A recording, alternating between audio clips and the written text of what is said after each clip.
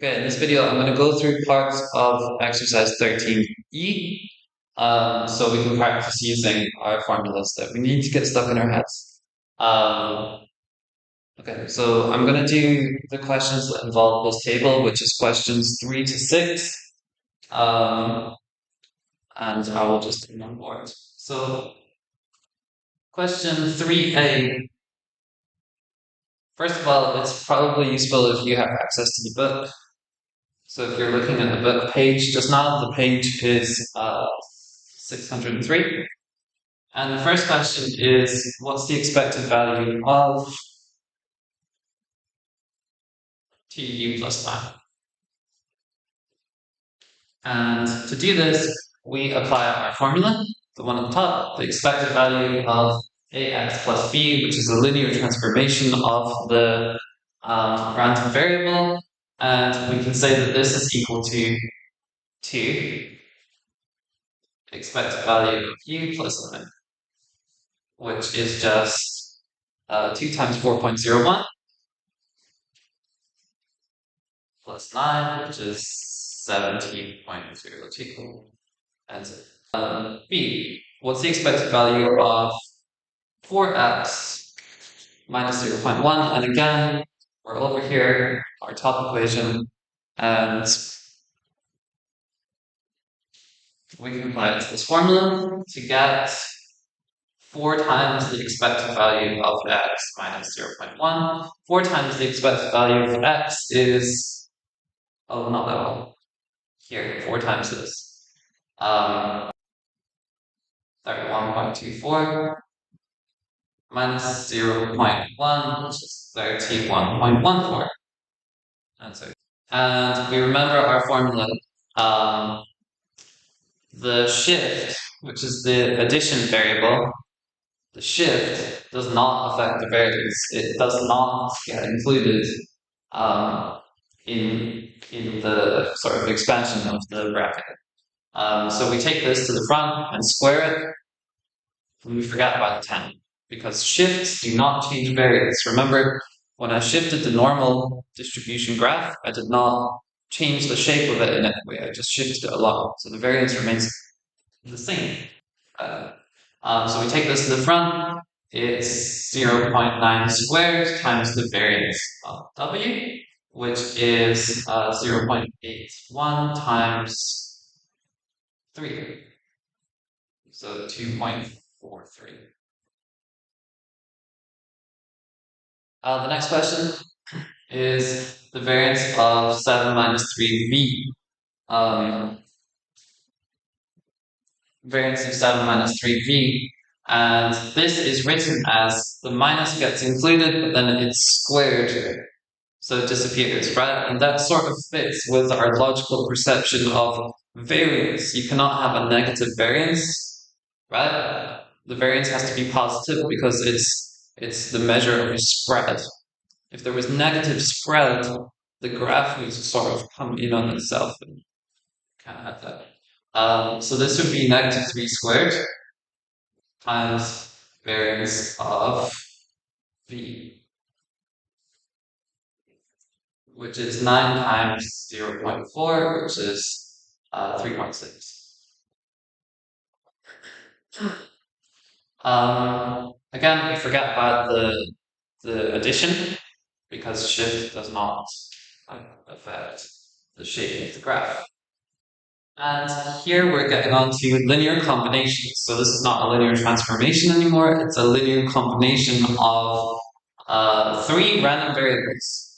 Okay, but I have an equation for this. This equation comes from sort of, it's a generalization of this. And I can use this for linear combinations of random variables. So this can be rewritten as 1 times, so nothing, plus 4 times the expected value of x, minus 2 times the expected value of w, which is expected value of u is 4.01 plus 4 times the expected value of x, which is this, minus 2 times the expected value of w, and use your calculators. To answer. Okay, on to variance for f. Okay. An enormous linear combination of random variables. All four of them, in fact. We have an equation though, so it's simple. It's very simple. I take the 2 to the front and square it, so I got 4 times the variance of v plus 0.8 squared times the variance of u, and then I'll have to write it here, plus negative 0.9 squared times the variance of x. Important that this doesn't become a minus term, a negative term. So the negative gets squared. Plus the variance of w. Variance of b is here, and u and w and x. So this is just a calculator exercise. Solving this. The answer. For this, we have a and b such that the expected value of a times u plus b is this, and the variance of a times v plus b is 2. Okay, so we use what we know, the formulas that we know, which are over there, to sort of simplify it, if you like. And I get a times the expected value of u, which is 4.01, plus b is 5.1. Okay. From the variance, I get a squared, again, straight from the formula, a squared times the variance of v is 2. Variance of v is 2.7, no, 0.4. So I get a squared equals 2 divided by 0.4. 2 divided by 0.4 is 5. Of course it is. And a is the square root of 5. Okay, so I can go over here. I know a is the square root of 5 times 4.01 plus b is 5.1. And I can solve for b, right? I can solve for b. b equals 1 minus root 5 times 4.0. And whatever the answer to that is, then plug that back.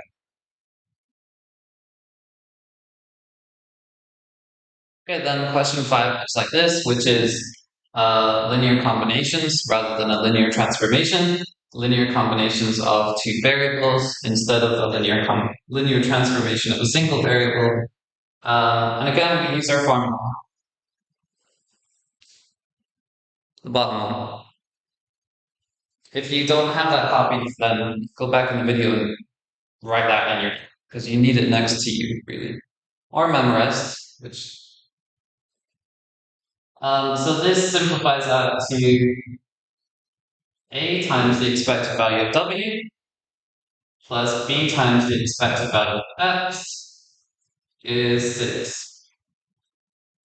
And we have values, but really we can't do much. We can't solve it from here. We got a times 12.9 plus b times expected value of x, 7.81 equals 6. And okay, we just leave it for now because we can't continue with this. Let's see what information the other one gives us. And we got a times the expected value of u plus b times the expected value of v equals 2. A times the expected value of u is 4.01 plus b times the expected value of v, which is 2.7, equals 2. Okay, and we have a set of simultaneous equations which we can solve in any number of ways. So yeah, we want to solve, get rid of this, get rid of this, this. We want to solve this. So I will multiply the bottom line by 12 over 9, 12.9 over 4.01.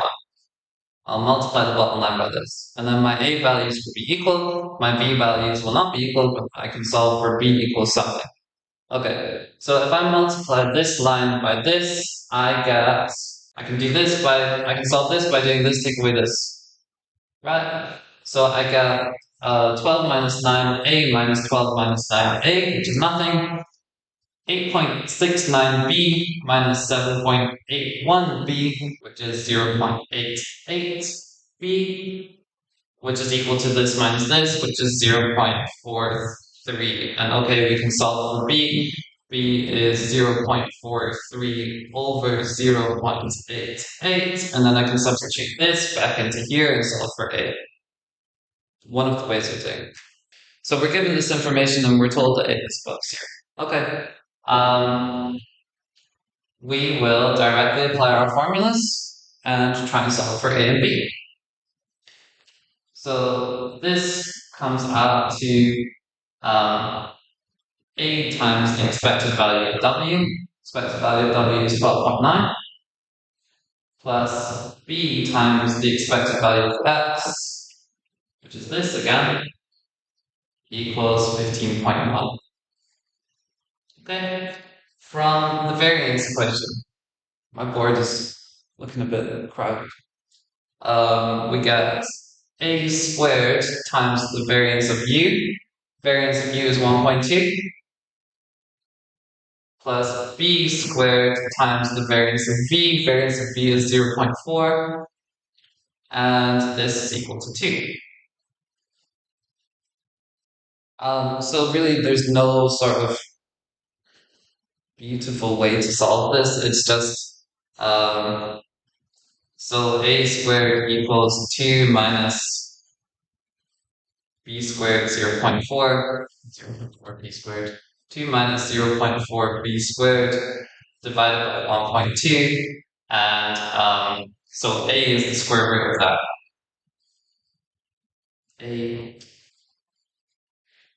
a equals this, and solve for a and then put it into this equation.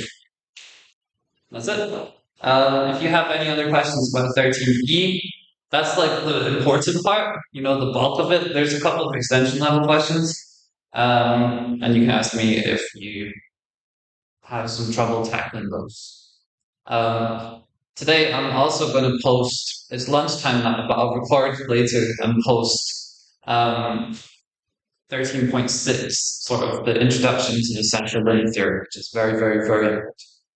But yeah, make sure you know this first, and especially make sure you're familiar with these equations and you know what they mean and you know how to use them. Okay.